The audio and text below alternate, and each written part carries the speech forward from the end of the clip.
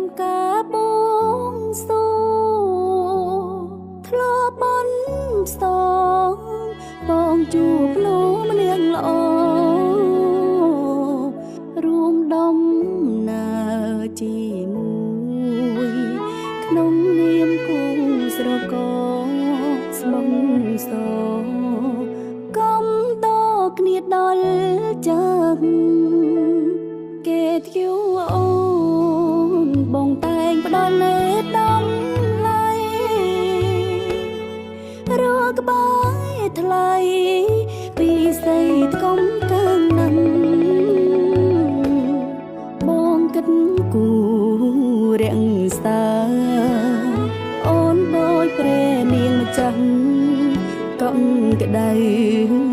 ខ្លាំងណាស់បានបងថ្នងថែចាំបងអូនអើ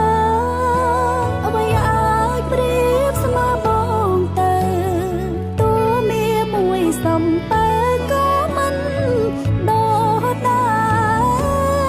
នៃសុខសាន្តរួមគ្នាទុកជាប្រវត្តិសាស្ត្រស្នេហ៍រួមរស់ស្មងមិនប្រែស្នេហ៍ណានិរន្ត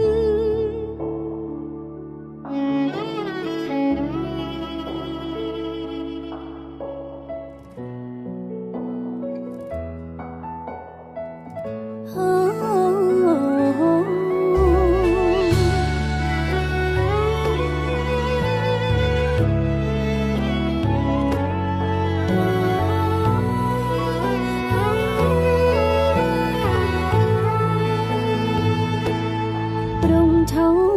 មឆាយជាផ្កាយសំណាងនៃអូកាបេងដងសុំថែជាប់ក្នុងដៃបងប្រងគុលផ្កាស្លាពិតជាមានតម្លៃមានន័យចាប់ដៃគ្នារក្សា